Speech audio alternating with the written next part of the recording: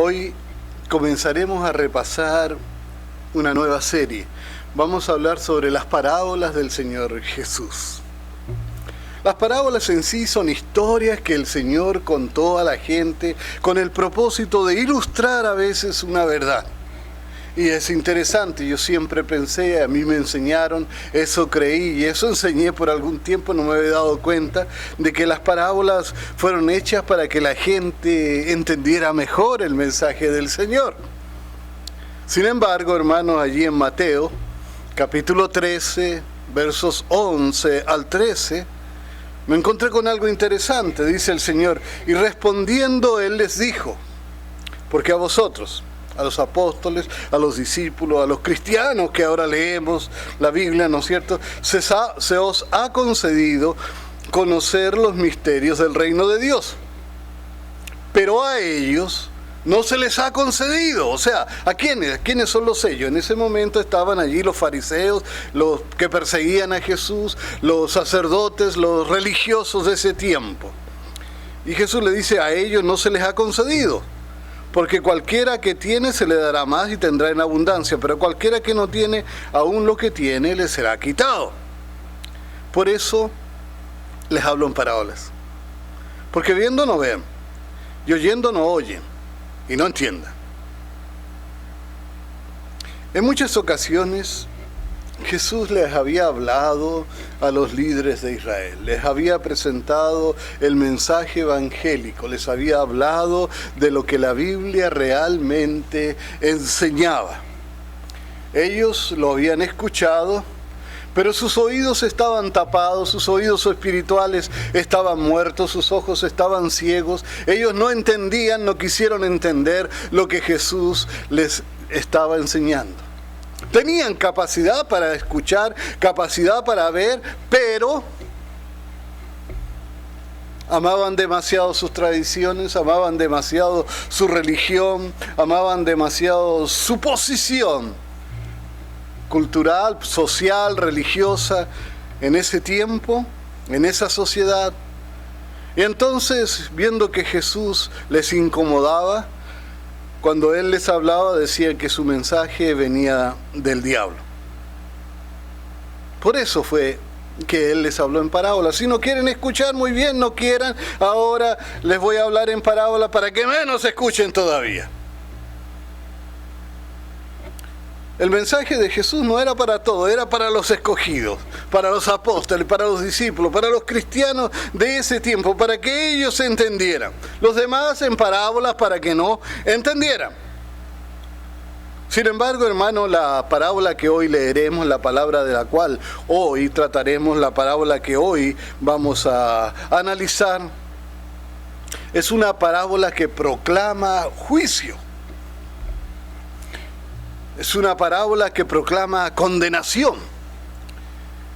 Es una parábola que Jesús la dijo con el propósito expreso de que aquellos que estaban escuchando lo entendieran.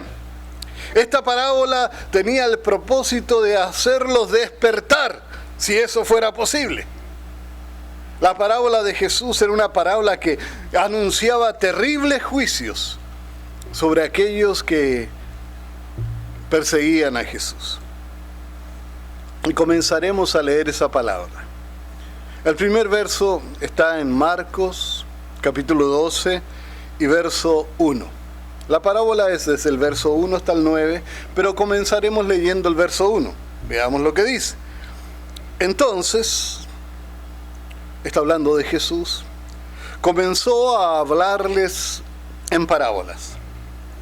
Y Él les dice, un hombre plantó una viña y la cercó con un muro. Cavó un estanque debajo del lagar y edificó una torre, la arrendó a labradores y se fue de viaje. Quizás para entender mejor el mensaje de Jesús es importante también entender que cuando Él estaba presentando esta enseñanza, se estaban viviendo momentos solemnes, momentos serios, momentos llenos de significado. Era nada menos que la semana de la última Pascua que Jesús estuvo en la tierra. Jesús era el verdadero Cordero Pascual y Él iba a ser sacrificado. Aquellos que estaban allí mirándolo, condenándolo, atacándolo, eran precisamente los que necesitaban escuchar estas palabras de Jesús. Y en esta ocasión Jesús les está hablando a ellos porque saben que necesitan escucharlo y Él está dándoles una advertencia. Por meses Jesús les había hablado a sus discípulos, les había dicho que a Él lo iban a apresar, que a Él lo iban a torturar, que a Él lo iban a matar.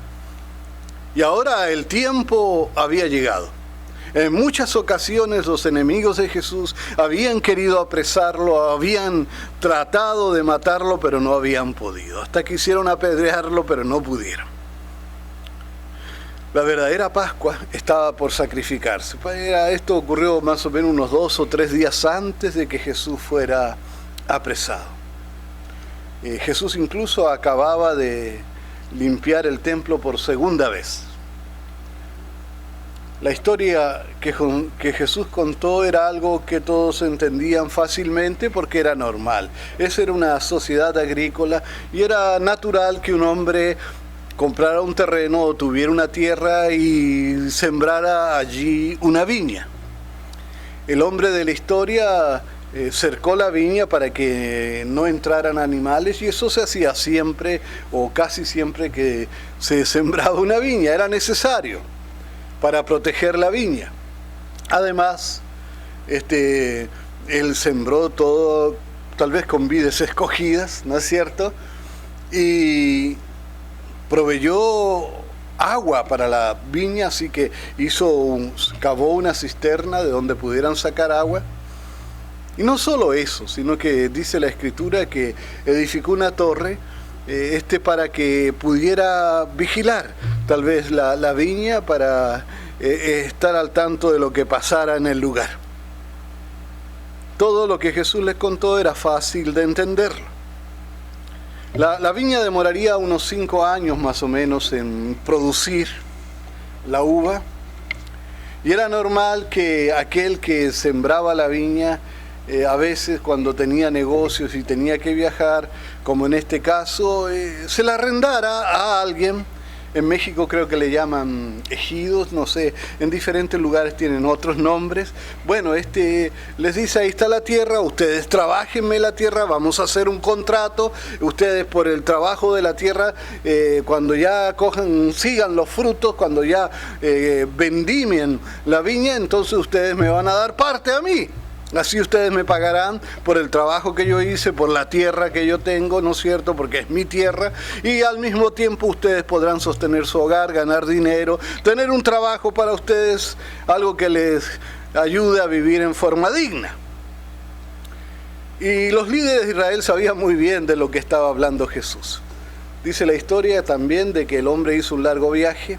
Y todos los viajes eran largos en ese tiempo porque había que viajar a pies casi siempre, o en caballo o en burro, y eso sí demoraba.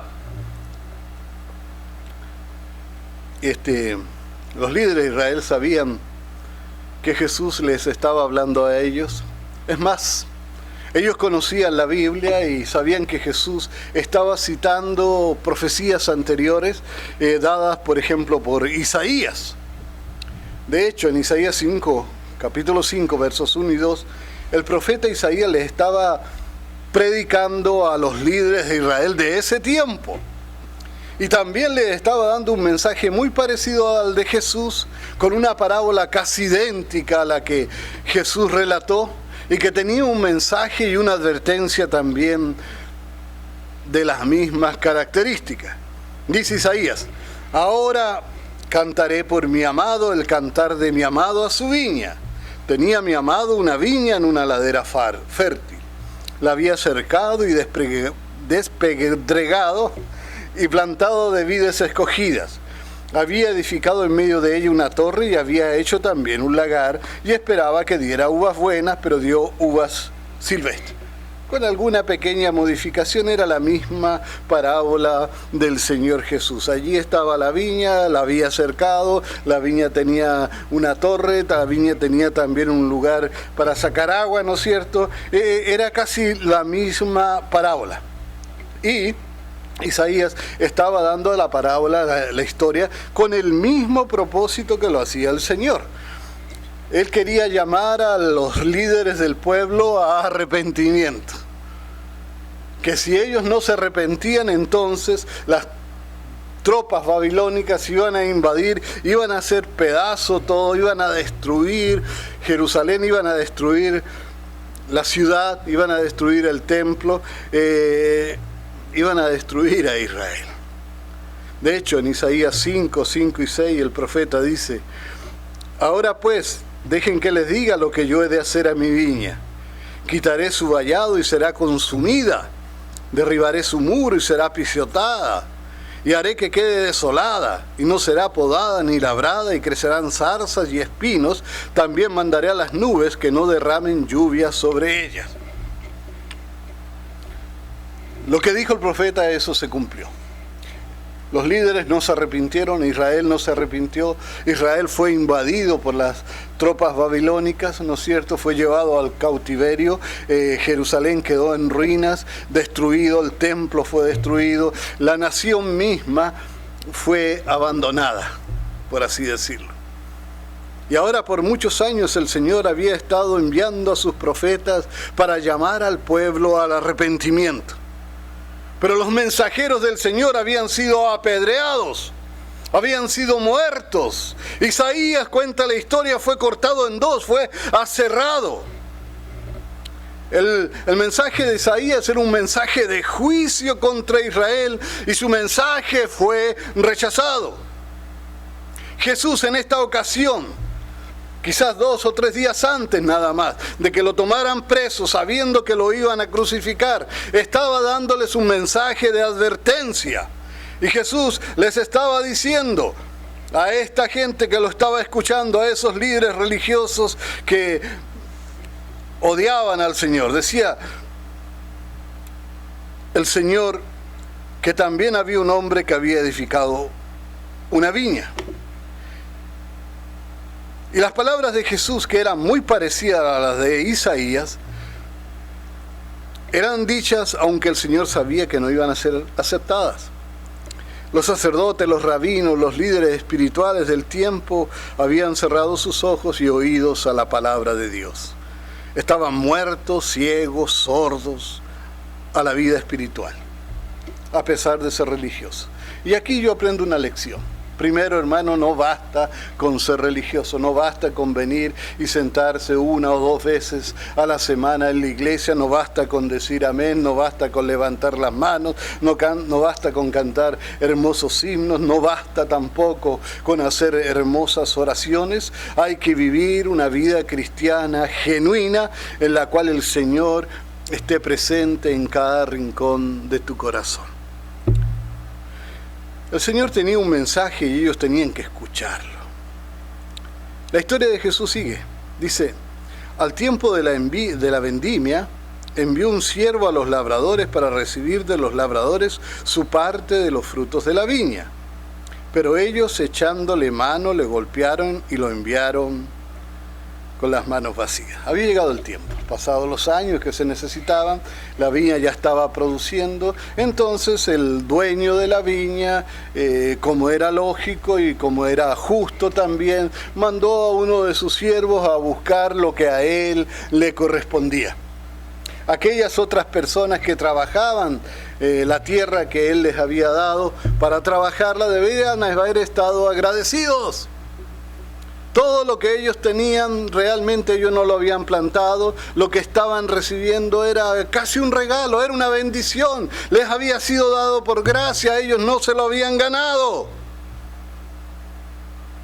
Debían de darle con alegría al dueño lo que a él le correspondía. La viña era de él la había sembrado, él la había acondicionado, él había dejado todo listo. Por supuesto que merecía su parte.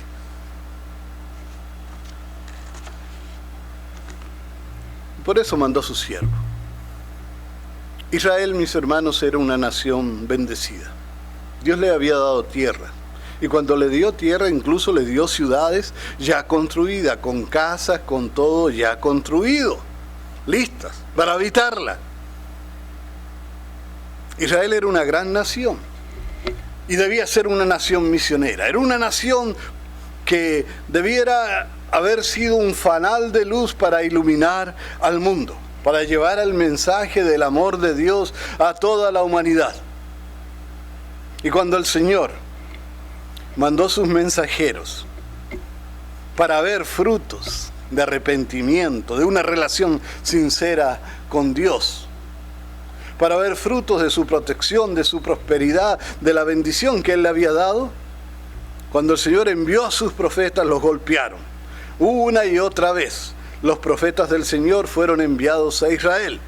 Y una y otra vez regresaron con las manos vacías, golpeados sin frutos. Israel rechazó a los mensajeros del Señor muchas veces. El verso 4 dice: de nuevo les mandó otro siervo, y a él lo hirieron en la cabeza. Escuché por allí que la palabra hirieron significa machacaron. Realmente no me dediqué a ver el significado más profundo de la palabra, pero entiendo que significa machacaron en la cabeza. Dice, y lo trataron vergonzosamente. Y envió a otro y a este lo mataron, y así con otros muchos, golpeando a uno y matando a otros. Así había ocurrido con los profetas, y estaba escrito en la historia de Israel, y aquellos hombres que escuchaban a Jesús sabían muy bien esto. Ellos sabían, por ejemplo, que Jeremías, el profeta Jeremías, había muerto apedreado por el pueblo. Aquellos que lo escuchaban y que sabían que la parábola de Jesús era semejante a la parábola de Isaías, también recordaban que el mismo Isaías había muerto aserreado en dos. También esos sacerdotes y esos ministros religiosos y aquellos maestros de la Escritura sabían que Ezequiel había muerto asesinado por el jefe de Israel porque él había condenado la idolatría. El profeta Miqueas también había muerto despeñado. Lo habían llevado allí al borde de un despeñadero y lo habían tirado para que se hiciera pedazos. Amós, el profeta Amós, murió de un golpe en la sien que le dio el hijo de Israel, del rey de Israel. El rey de Israel ya lo había golpeado muchas veces y para rematar lo que él había hecho, el hijo lo mató con un golpe en la sien. Todos sabemos que en tiempo de Elías, por ejemplo, Jezabel había mandado a matar a todos los profetas del Señor, y un gran grupo de profetas había visto la muerte, había sido asesinado. Pero quizás la mejor descripción de lo que sucedió con los siervos de Dios, con los siervos, con los profetas, con los mensajeros, con los predicadores que el Señor había enviado a Israel, se encuentra en Hebreos 11, versos 37 y 38. Allí dice: fueron apedreados, aserrados, puestos a prueba, muertos a filo de espada, anduvieron de acá para allá cubiertos de pieles de oveja y de cabras, pobres, angustiados, maltratados, de los cuales el mundo no era digno, errando por los desiertos, por los montes, por las cuevas y por las cavernas de la tierra. Cuando Jesús les contó la historia a los dirigentes de Israel, a los dirigentes del pueblo de Israel, ellos sabían que Él estaba hablando de ellos. Ellos sabían que tenían responsabilidad en la muerte de los profetas. Hacía poquito tiempo nada más, ellos habían asesinado a Juan el Bautista, el primo de Jesús, le habían cortado la cabeza. Y hermanos, los religiosos o no religiosos que se aferren al pecado no resisten a los fieles al Señor. Y es por eso estos judíos odiaban a Jesús. No resistían verlo. Y lo curioso es que ellos no lo querían y no resistían su presencia. ¿Saben por qué? Porque Jesús era bueno y ellos eran malos. Y al mirarse frente a Jesús, el Señor los ponía incómodos, los sacaba de su comodidad. Y se sentían pecadores y sabían que necesitaban cambiar y necesitaban un arrepentimiento. Una vida sin pecado, mis hermanos, es una reprensión para el pecador. Y la mejor forma de predicar el Evangelio es viviendo cerca del Señor y lo más lejos del pecado. Y el siervo del Señor tiene que reprender el pecado o de otra forma no predica el Evangelio. ¿Saben? Nos gusta la paz. Nos gustan que no nos despierten cuando estamos dormidos. No nos gusta.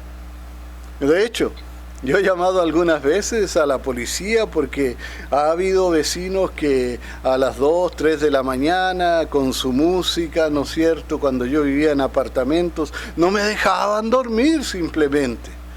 Y me desesperaba al escuchar eso, boom, boom, boom, de los tambores, de su radio, ¿no es cierto? Y yo hablaba con ellos y ellos no querían cambiar, y entonces yo llamaba a la policía. A nadie nos gustan los vecinos molestos. Cuando tenemos sueños queremos que nos dejen dormir. Los profetas y los cristianos, hermanos, tenemos que ser vecinos molestosos.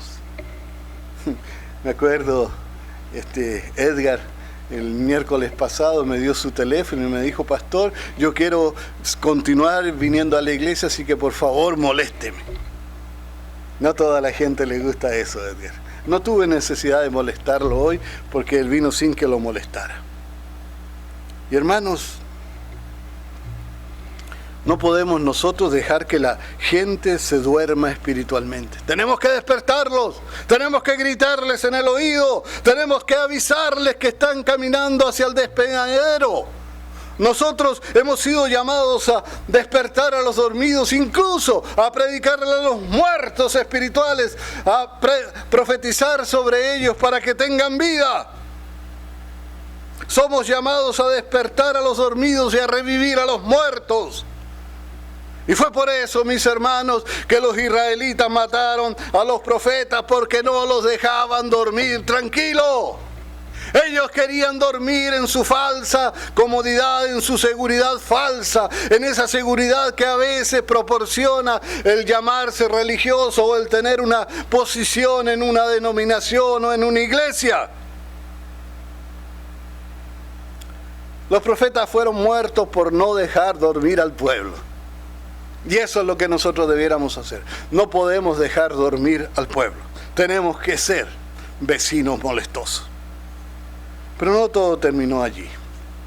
Faltaba todavía algo peor en la historia que Jesús le estaba contando a los dirigentes de ese tiempo.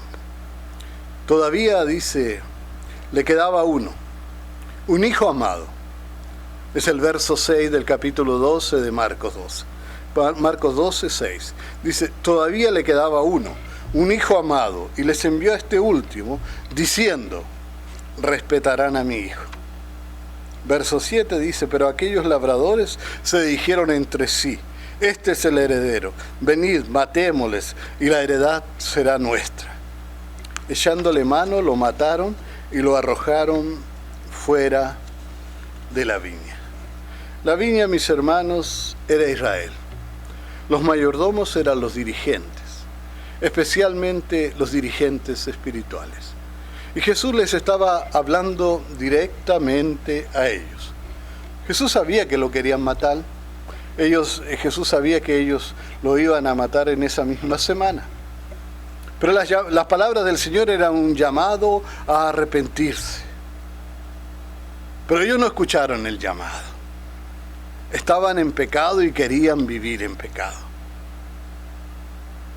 Y estaban incluso por cometer el peor pecado de la historia, el crimen más grande que se ha registrado en la historia de la humanidad. Y necesitaban arrepentirse. Las palabras del Señor eran como dardos de fuego que se clavaban en sus corazones. Sus palabras eran como una campana que anunciaba peligro, como un desesperado grito de advertencia. Saben, cerca de mi casa, hermanos, hace algunos años atrás, muchos años atrás, había una cantera. Una cantera, podríamos decir, es casi como una mina de roca. De esa roca, de esa piedra, se edificaron los cimientos de todas las casas por allí alrededor. Y había un hombre que trabajaba en esa cantera y su trabajo consistía en sacar piedras para poder llevarlas después a donde se iba a construir el cimiento de la casa. Y este hombre lo que hacía era trabajar la piedra de tal manera que hacía un hoyo con un cincel, con un mazo, y comenzaba a golpear con paciencia hasta que podía hacer un hoyo en la dura piedra, en la dura veta de la piedra, ¿no es cierto? Y entonces después metía dinamita allí. Y una vez que metía la dinamita, él la encendía, corría a refugiarse y comenzaba a gritar que había dinamita, que había fuego, que era necesario refugiarse por si alguien andaba caminando por allí alrededor, muy cerca. Y la razón era porque cuando esta dinamita explotaba, claro, partía la piedra, partía la roca, pero también lanzaba al aire pedazos más pequeños de piedra y a veces filudos que podían llegar hasta matar a alguna persona. Eran como una lluvia de piedras pequeñas que filudas, ¿no es cierto?, podían causar mucho daño. Nunca supe que le hicieran nada a nadie. Creo que los gritos ayudaron mucho. Ahora, Jesús sabía que en 2 días lo iban a arrestar y crucificar. Y ahora Él estaba advirtiendo. Él estaba diciendo, sería mucho mejor, muchachos, que corrieran. Váyanse de aquí, no hagan lo que quieren hacer. No lo hagan. Porque la condena está a punto de llover como flechas mortales sobre Israel. Y el Señor termina la historia con esta advertencia. Él les dice en el verso 9, ¿qué hará entonces el dueño de la viña? Vendrá y destruirá a los labradores y dará la viña a otros. Isaías había advertido de la invasión babilónica y de la destrucción resultante, no había sido escuchado. Ahora Jesús estaba advirtiendo de una terrible invasión, de la destrucción nuevamente de Jerusalén, de la destrucción que muy pronto Jerusalén iba a ver. En el año 70, el general Tito con las tropas romanas arrasaron con Israel, incluso quemaron el templo, quemaron todo. Pero los israelitas rechazaron el último llamado de la misericordia de Dios. Y cuando estaban condenando a Jesús, ellos decían, su sangre caiga sobre nosotros. Y ellos mismos pidieron la condenación y la destrucción que sufrieron. Toda la ciudad fue incendiada. Pasaron por una gran tribulación como nunca antes habían pasado. Algunas madres tuvieron que comerse a sus bebitos por el hambre que tenían. Fue un momento terrible. La profecía del Señor de que no quedaría piedra sobre piedra que no fuese destruida se cumplió en aquella ocasión. ¿Cuántas veces Jesús les había dicho y había clamado a ellos y le había dicho, Jerusalén, Jerusalén, cuántas veces quise juntarlos como la gallina junta a sus pollitos y no quisisteis? Los labradores, mis hermanos, eran los dirigentes de Israel y ellos serían destruidos. Mientras Jesús hablaba, los judíos hacían oídos sordos y se condenaban a la destrucción. El Señor vendría sobre Israel como gigante poderoso. Enviaría a los ejércitos romanos y destruiría todo. Aquellos eran tiempos como los nuestros. Los predicadores de ese tiempo amaban predicar paz y seguridad. Duerman tranquilos, no hay peligro. Dios es amor y no permitirá que nada malo les pase, no importa cómo vivan ustedes. Pero el Señor pondría ahora otros labradores sobre la viña. Y digo, que si los predicadores de nuestros días no cambian su predicación, el Señor va a cambiar los predicadores. El pecado, mis hermanos, siempre trae malas consecuencias.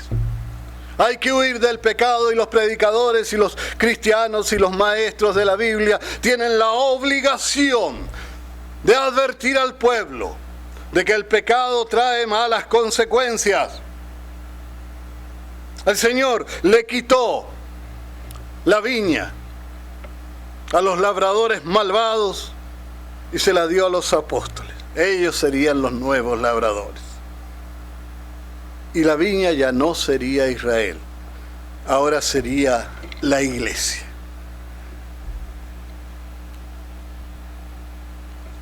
La semana pasada, mientras estudiábamos el Apocalipsis, vimos que había una iglesia, la iglesia de Éfeso, que era alabada por su manera de proteger la sana doctrina.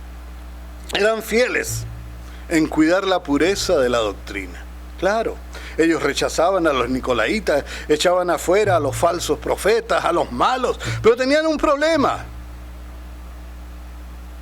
No tenían amor.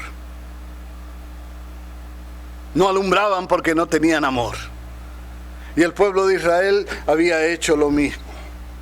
Bueno, ni siquiera podríamos decir que seguían la sana doctrina porque habían rechazado al Señor. Queridos hermanos, tengamos cuidado de no alumbrar. Sobre Israel la suerte ya estaba echada. La luz del candelero de Israel sería quitada y dada a otros. La iglesia sería el nuevo Israel, una nación misionera que dé frutos de santidad, de arrepentimiento y de conversión. Y usted y yo tenemos que orar para que esos frutos se den en esta iglesia y en la iglesia cristiana en el mundo entero. Queridos hermanos, pedimos al Señor porque el mensaje de condenación que Jesús le predicó a los fariseos de ese tiempo no sea predicado, no sea necesario predicarlo a la iglesia de nuestros días. Aunque yo ya creo que se está predicando en contra de aquellos predicadores que están abandonando la palabra de Dios para predicar sus propias filosofías y enseñanzas. El Señor les bendiga, es mi deseo y oración.